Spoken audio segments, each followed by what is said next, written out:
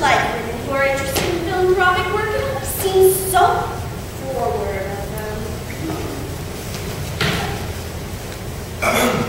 Miss Fairfax.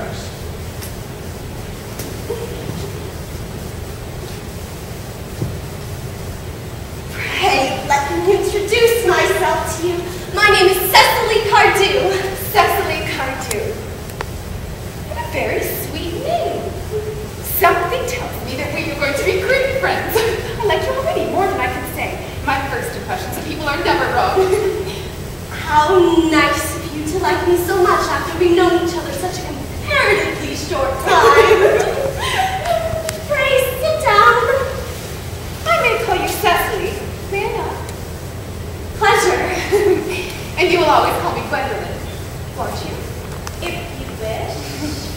Then that's all quite settled then. Is it not? I hope so. Oh my God. This is very entertaining.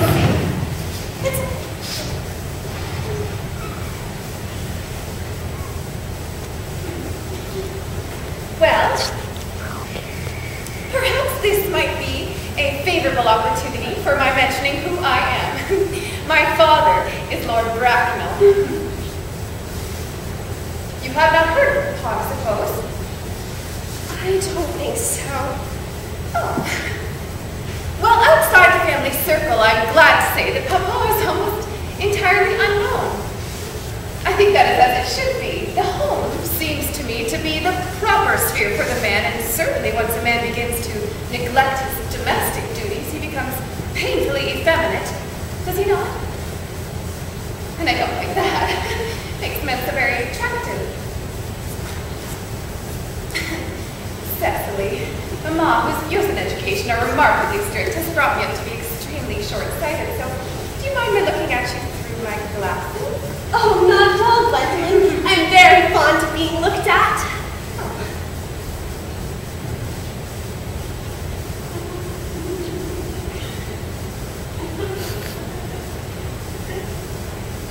You are here on a short visit, I suppose. No, I live here. Really?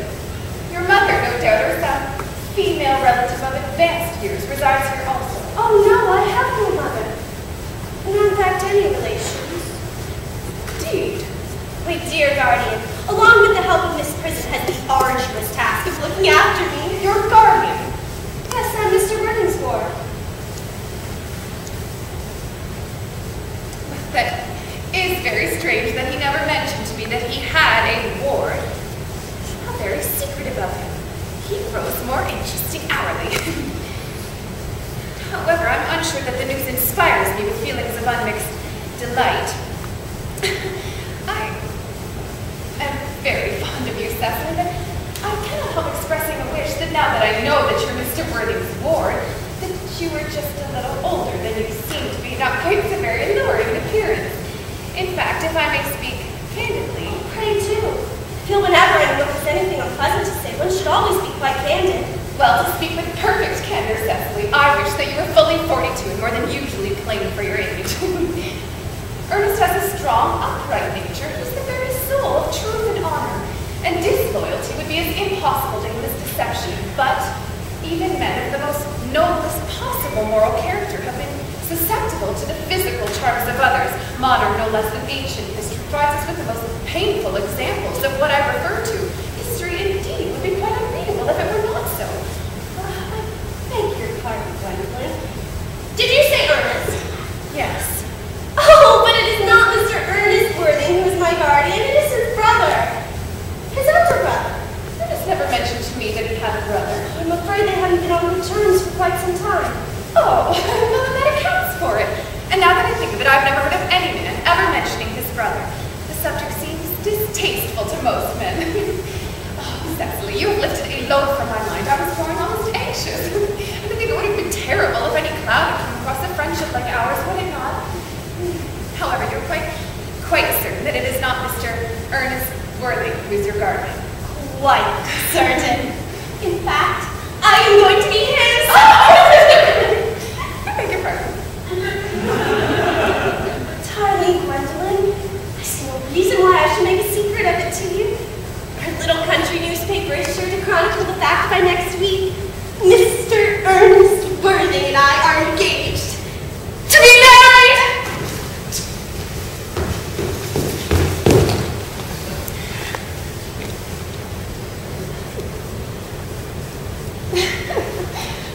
My sweet Cecily, I'm afraid that there must be some slight error. Mr. Ernest Worthing is engaged to me, and the announcement will appear in the Morning Post on Saturday at the latest. I'm afraid you are under some grave mistake. Ernest proposed to me 10 minutes ago.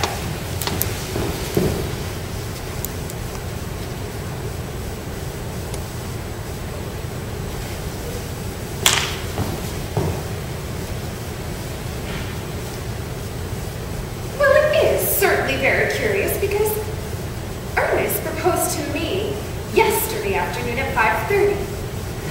If you would care to verify the incident, pray do so. I never travel without my diary. I should always have something sensational to read on the train.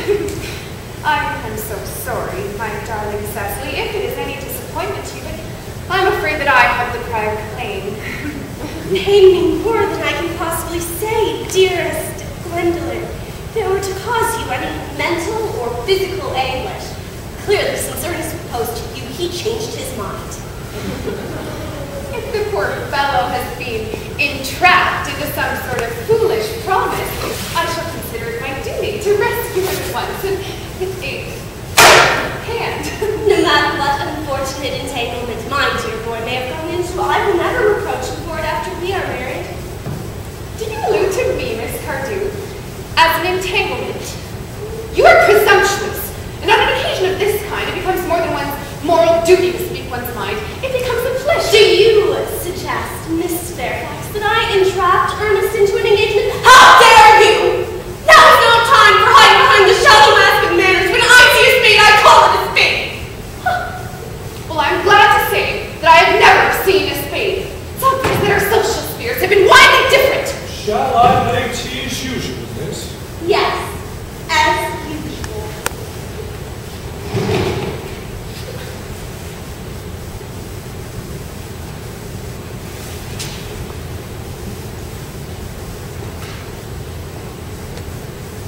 Are there many interesting walks in the vicinity, Miss Cardew?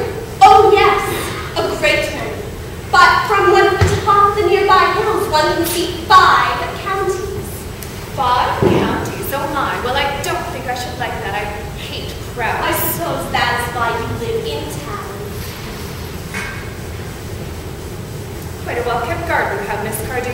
So glad you like it, Miss Fairfax. I had no idea that there were any flowers in the country. Oh, flowers are as common here as people are in London. I don't know how anybody exists in the country, if anybody who is anybody does.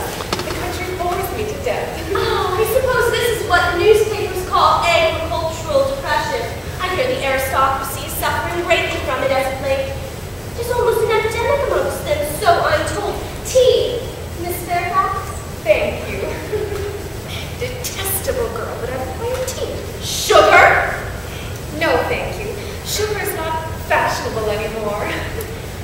Cake or bread and butter? Bread and butter, please. Cake is rarely seen in the best of the houses nowadays.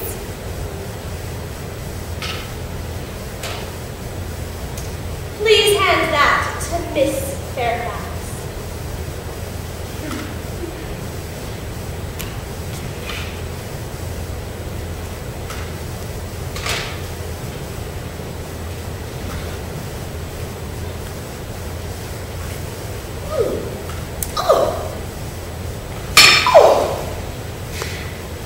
You have filled my tea with lots of sugar. And though I most distinctly asked for bread and butter, you've given me cake. I am known for the extraordinary sweetness of my nature and the gentleness of my disposition. But I warn you, Miss Cardew, you may go too far. To save my poor, innocent, trusting boy from the machinations of any other girl, there are no lengths to which I would not go. From the moment I saw you, I